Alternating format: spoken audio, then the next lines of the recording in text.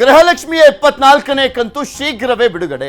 ಶನಿವಾರದ ಒಳಗಡೆ 24ನೇ ಕಂತು ಜಮೆ ಆಗುತ್ತೆ ಅಂತ ಬೆಳಗಾವಿಯಲ್ಲಿ ಸಚಿವೆ ಲಕ್ಷ್ಮಿ ಹೆಬ್ಬಾಳ್ಕರ್ ಹೇಳಿಕೆಯನ್ನ ಕೊಟ್ಟಿದ್ದಾರೆ. ದೊಡ್ಡ ಮಟ್ಟದಲ್ಲಿ ಗಲಾಟೆಗೆ ಕಾರಣ ಆಗಿದ್ದಂತ ವಿಚಾರ ಗೃಹಲಕ್ಷ್ಮಿಯ ಬಾಕಿ ಹಣವನ್ನು ಕೊಡುವಂತ ವಿಚಾರಕ್ಕೆ ಸಂಬಂಧಪಟ್ಟಂತೆ ಲಕ್ಷ್ಮಿ ಹೆಬ್ಬಾಳ್ಕರ್ ಮಾತನಾಡಿದ್ದಾರೆ.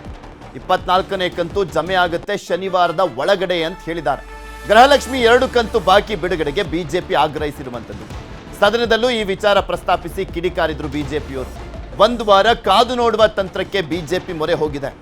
ಶನಿವಾರದ ಒಳಗಡೆ ಅಂತ ಹೇಳಿದಾರಲ್ಲ, ಅಷ್ಟರೊಳಗಡೆ ಹಾಕದೇ ಇದ್ದರೆ ಮುಂದಿನ ಹೋರಾಟ ಮಾಡಲಿಕ್ಕೆ ತೀರ್ಮಾನ.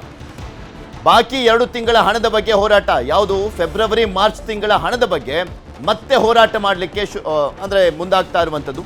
ಲಕ್ಷ್ಮಿ ಹೆಬ್ಬಾಳ್ಕರ್ ವಿರುದ್ಧ ಹೋರಾಟವನ್ನ ರೂಪಿಸಲಿಕ್ಕೆ ಬಿಜೆಪಿ ಮುಂದಾಗ್ತಾ ಇದೆ. ಈಗಾಗಲೇ 24ನೇ ಕಂತು, ನಾನು ಯಾವಾಗಿದ್ರು ಹೇಳ್ತೀನಿ ಕಂತು ಕಂತು ಅಂತ ಹೇಳ್ತೀನಿ, ತಿಂಗಳ ಹೆಸರನ್ನ ಜಾಸ್ತಿ ಹೇಳೋದಿಲ್ಲ. ಸೊ 24ನೇ ಕಂತನ್ನ ಈಗಾಗಲೇ ಫೈನಾನ್ಸ್ ಡಿಪಾರ್ಟ್ಮೆಂಟ್ ಅವರು ನಮಗೆ ಕೊಟ್ಟಿದ್ದಾರೆ. ಸೋಮವಾರದಿಂದ ಮುಂದಿನ ಶನಿವಾರದ ಒಳಗಡೆ 24ನೇ ಕಂತು ಬಿಡುಗಡೆ ಆಗುತ್ತೆ. ಈಗಾಗಲೇ 24ನೇ ಕಂತು, ನಾನು ಯಾವಾಗಿದ್ರು ಹೇಳ್ತೀನಿ ಕಂತು ಕಂತು ಅಂತ ಹೇಳ್ತೀನಿ, ತಿಂಗಳ ಹೆಸರನ್ನ.